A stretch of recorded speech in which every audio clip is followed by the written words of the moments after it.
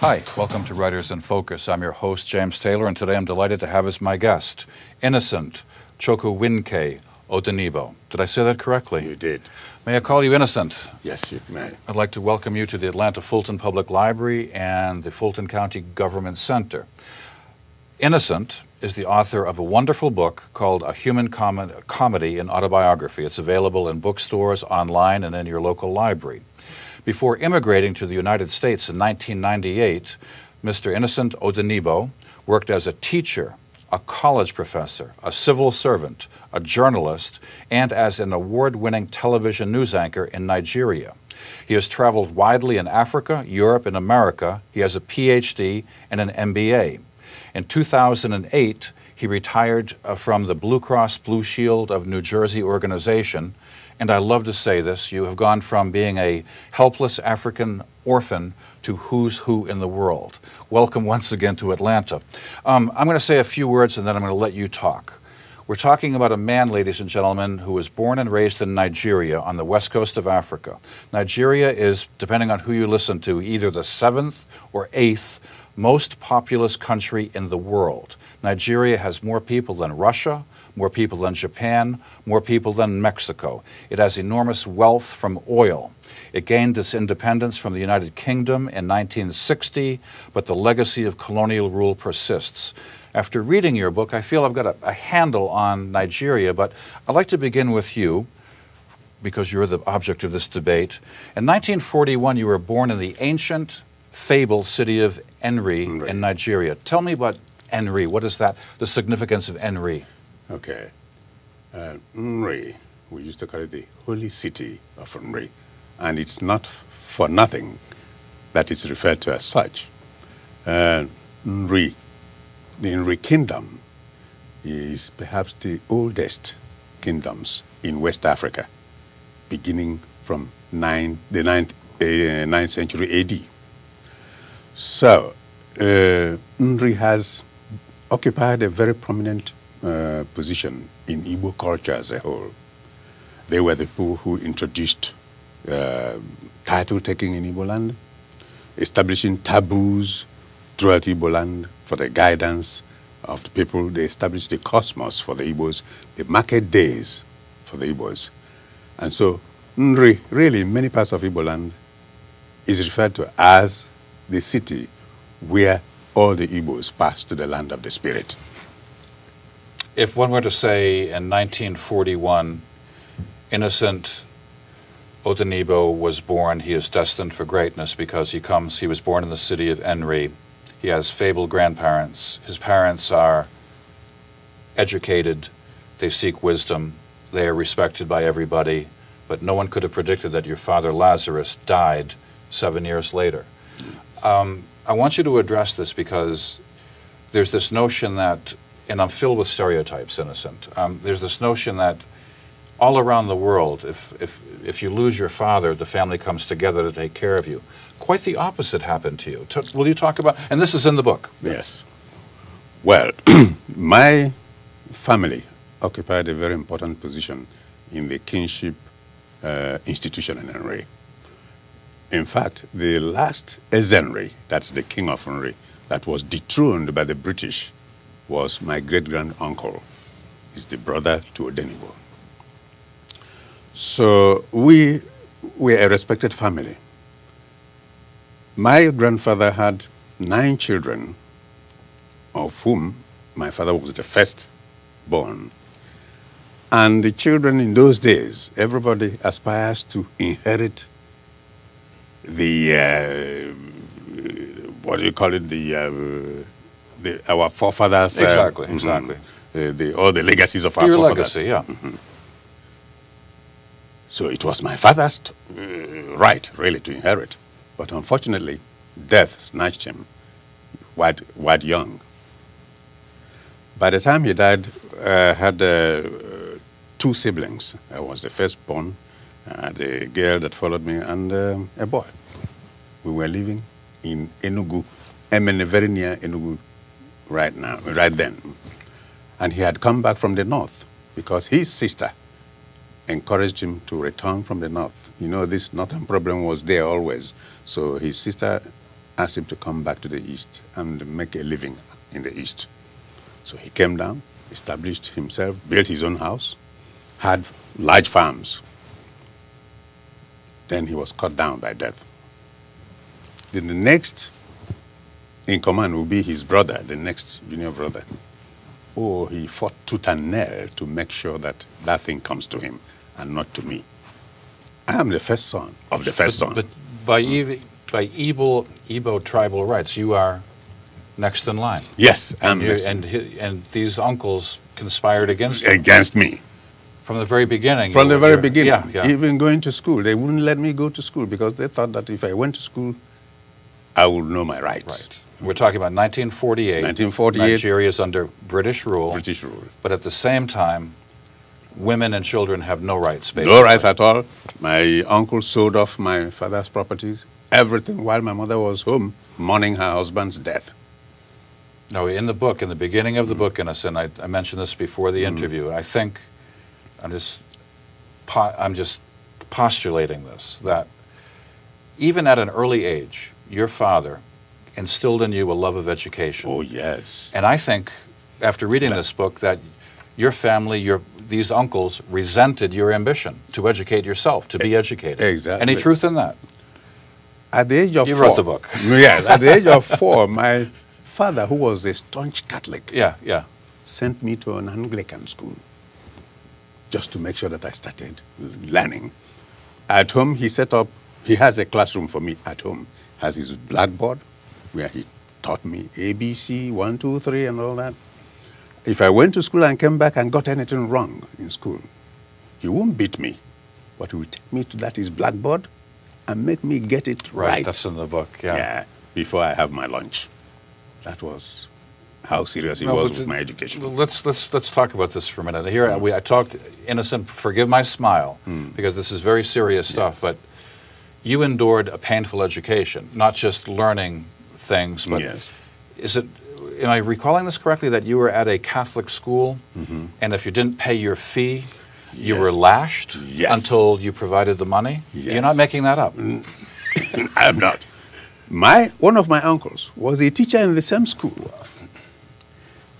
They would send me home for lack of, for not paying my fees. He was supposed to be in charge of paying my fees, but he wouldn't bother. I would be home, he would go to school and teach other kids, knowing that I'm still at home without anybody attending to me. So it didn't bother him. He would take his time, maybe a month or 2. He would then go and pay my fees. I would come back in tattered uniforms. But I would make it. Anytime I come back to school, they will know that I'm back, and I will make it. I never failed a class. In fact, I had double promotion at a point. After reading Standard 1, they sent me to Standard 3. I didn't read Standard 2 because I was doing very well. You never stopped pursuing education. No. That's one thing I get from this book. Yes. And yet there was obstacles at almost on a monthly basis. At the end of our primary education, I usually prepare kids to go to secondary school. My teacher in Standard 6 was asking me, which school are you going? Which school are you going? I said, well, I'm not going to any school. Said, what? What? Oh, I said, well, my uncles don't want me to go to school. Now, behind your childhood and growing up, there's a fancy word for this. It's a bildungs roman. It's the story of how the child grows and grows and grows. There's the specter of the Biafran War. Yes. And as I said before the interview, I was in college during this time. The war was between May '67 and January 1970. A lot of Americans do not remember it, but over 1 million Nigerian civilians, Biafrans, perished. Yes. This is the backdrop of you working and still going to school. Could you describe, I want you to talk, please. Yes. You're a Igbo. Yes. I still believe, this is my stereotype, that the Igbos were used by the British as the cognoscenti, the intelligentsia of Nigeria. The administrative posts were given to the Igbos. They were you're Christian. This was resented by the Hausa, Fulani, and Yoruba elements, tribes, who were basically Muslim. Yes. So when oil was discovered, and you tell the story. This was one of the great tragedies of the 20th century, and we have forgotten. Yes. When Nigeria attained independence in 1960, I was still a struggling boy, trying to see what I can make out of life, abandoned by virtually everybody. But as you can read from my book, I've managed and managed. Yes. And by 1966, during the crisis, I had stood on my feet somehow, and I was happy that, oh, well, after all, I think I've made it now. Then there was this crisis, the killing of Igbo people in the north. Thousands. Killed thousands. You know, Innocent, we've gotten used to this, haven't we? This was, No, we call it ethnic cleansing. Yeah. If you were Igbo, Then cut his you were raped, throat. massacred, Yes, cut up. and nobody says No, anything. right. Yes. So that May 1966 massacres happened, then stopped. Some people in the north seemed to apologize for what happened. Then Ojukwu was the military governor at that time. Ojukwu said to his fellow Igbos, now that they have apologized, I encourage you to go back. They went back. July 29th, they came again, killing more and more. By then, they had killed Ironsi, an Igbo man who was head of state at that time. They killed him and started chasing all Igbo officers out of their places. All the Igbo officers were running home, some of them dressed like women to escape torture. And then these civilian men, women, and children come returning. Ojukwu will go to the railway station in Enugu to welcome them. Some of them, sometimes they kill the people, put their bodies into the train and say, go and show Ojukwu. So after the July one, in August, something happened. September, something happened.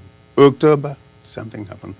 And there was no word of encouragement or support or sympathy from the federal government. That was indeed why the Igbos and all Easterners decided that enough was enough. And that, of course, culminated in the declaration of Biafra. You have a chapter called Was Nigeria Stillborn? Yes. And there's this, I want you to address this. There's this notion, the legacy of colonial powers. It's still, people still debate this. Yes. What Britain did was just leave Nigeria almost stillborn. The country doesn't make any sense. Like the Sudan, like Iraq is just artificially constructed. Exactly. Could you talk about that for him? Yes. I was listening to the BBC on the BBC 4. The title of their program was Rigging Nigeria. And this British officer, who used to be an administrative officer in Nigeria before independence, was, airing his mind about what the British did in Nigeria. He was even shedding tears on radio talking about it. He said the British arranged Nigeria in such a way that their northern friends will be in power when they left. That was the idea of the whole thing. And any British man who didn't cooperate was really punished, especially in his own case. He said he protested against it openly. They dragged him to the Governor General, Sir James Robertson then. The man just stood him down and dressed him down and said, you know what it is like walking in the colonial office. These were his words. It is like walking in the army. You do what you are told. All the things you raised are true, he told him, but you have to do as you are told. Yeah. And unfortunately, Innocent, it's still in the papers today. Yes. We don't call it Biafra in Nigeria, but we call it the northern provinces against the southern provinces, the oil-bearing provinces. Yes. And I shake my head. I don't know. Yeah. But one thing that your book is about is survival. Yes. You managed to have a family. You took care of your grandparents. You talk about your beautiful wife. Yes. I want to know, it's in the book, but the audience doesn't know this. How did you maintain your sanity during the madness of the Biafran War? Because you went to work. Yes. There's a chapter in there. You went to work one time and you had to. Oh, we have to leave. There's shelling over there. Shelling over there. Yes. My first child was born during that war. That's the doctor one I'm talking about. We'll get to her. Yeah, we'll get to her.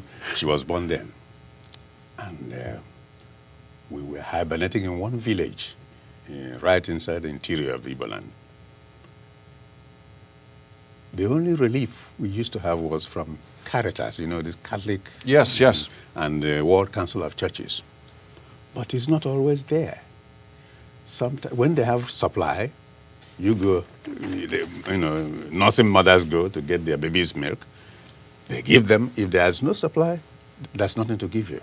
So you have to, you're on your own. So that was what my wife used to do. She would go there, line up with others, get some relief materials, and we lived on that from day to day. As civil servants, what does salary mean? There's even no money in the bank. They will tell you, oh, you've been paid your salary. You go to the bank will tell you there's no money, there's no cash. They give you, maybe you want 100 naira or 100 pounds. They give you just 10 pounds. What will 10 pounds buy for you? Nothing. So people were really screwed up. Yeah. Especially if you're a civil servant. But if I read this book correctly, you never gave up persevering in your, to make it sound foolish or fundamental, to better yourself. Yes. You're always going, you're taking courses. I mean, I love the story of the typewriter. Yes. The little typewriter was your salvation, because this, if you could type, this was a job. You would carry a typewriter around, much like someone carries a laptop around nowadays. But if I read the book correctly, again, you're always looking at over the horizon. Would you talk about, I love the part where you had applied for a job where you are literally going to Europe and the Soviet Union, and your job was to help procure bulk supplies for the country of Nigeria. Yes. What a job. Yes. I mean, I need coal. You go to a coal. Would you talk about that, please? Yes. After I returned, because I didn't tell you that before the war ended, I got this French government scholarship in Biafra. That's right. I went to France to study. At the end of the war, I came back to Nigeria. Yes. We were now Nigeria, no more Biafra. So when I returned, I had to go and sign something like a declaration of loyalty and so before I got my job back. That was what I did. And then I was posted to College of Technology as a lecturer. But I wasn't making anything. Things were hard. Because the whole Eastern Nigeria was really like an abandoned area. Nothing happening. So there was this announcement in the newspapers about position in London. And as at that time, my wife's heart problem. With the heart. Yeah, it was there. And I had been told by her cardiologists that the only thing we can do to save her was to take her abroad for surgery. And I hadn't, it was going to cost £10,000. Not to insult Nigeria at the time, but there were no real qualified heart surgeons in the entire country of Nigeria to perform this needed operation. Not at all. Okay. Not at all. Of course, open heart surgery was the only place it was done in Africa at that time was South Africa. You remember Dr. Bernard? Oh, Dr. Bernard, the first artificial heart. He was the only person in Africa. So, all right, I applied for this job, went to Lagos for the interview. Luckily, I got the job because the chief there was my boss in Biafra. So you see how I was able to get it. That's why the book is called The Human Comedy. Human Comedy. So I got the job and off we went to London. We got there, immediately we registered my wife with the National Health Service.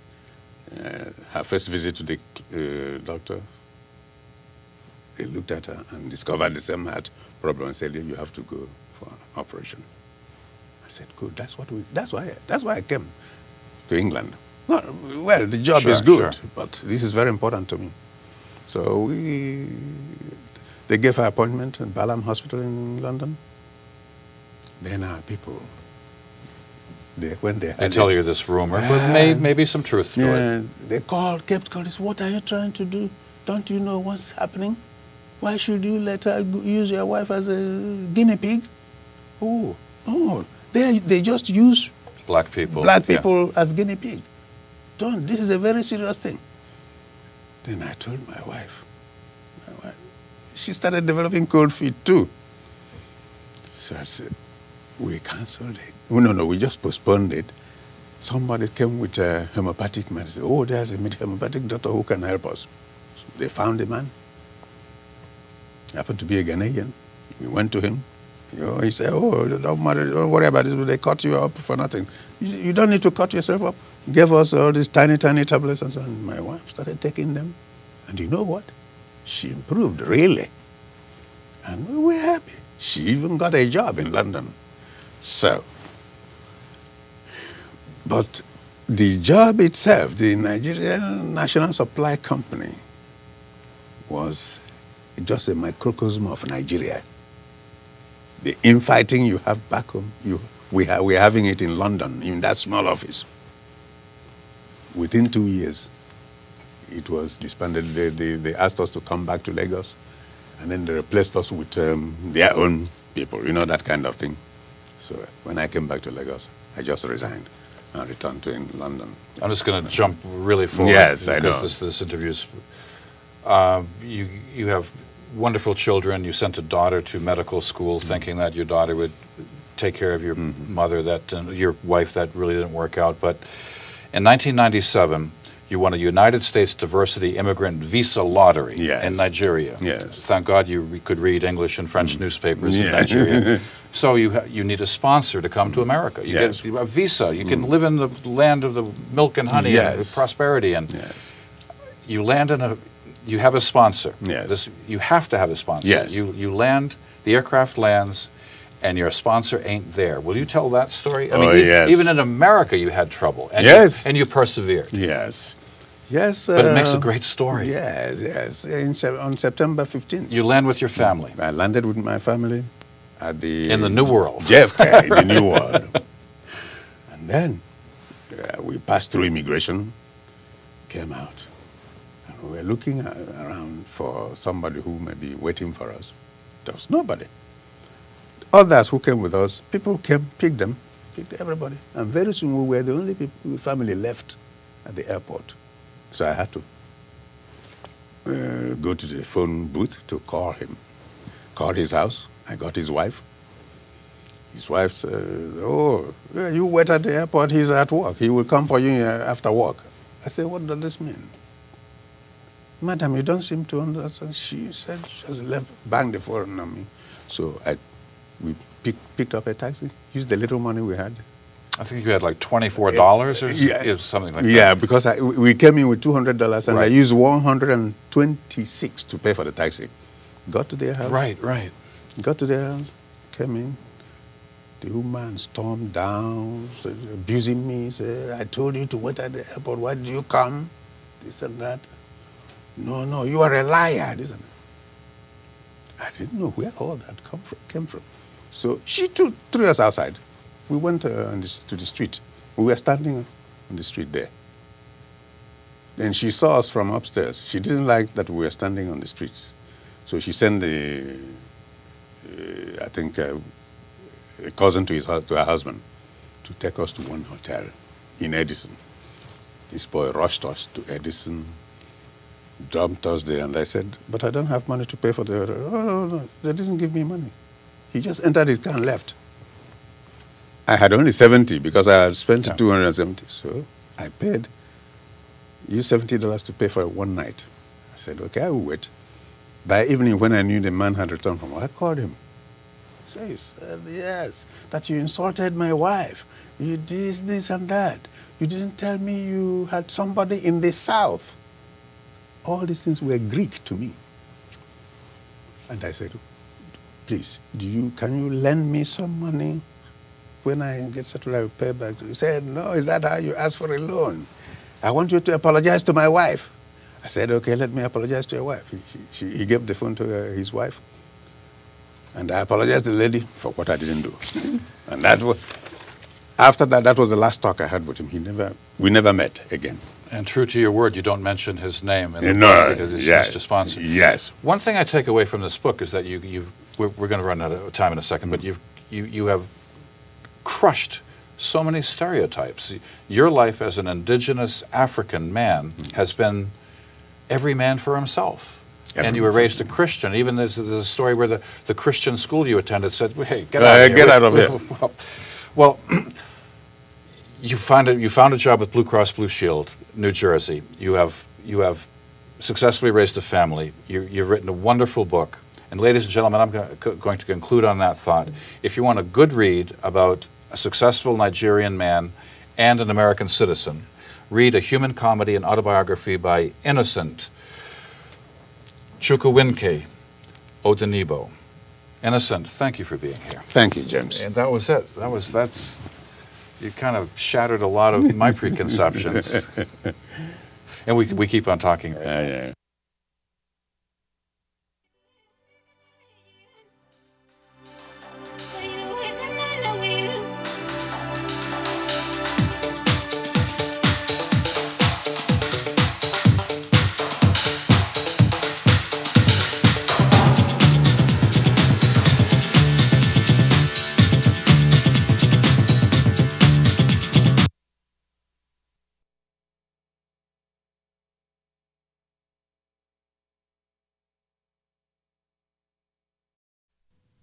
Comments and opinions expressed on Writers in Focus are those of the individual participants and are presented for the purpose of discussion only.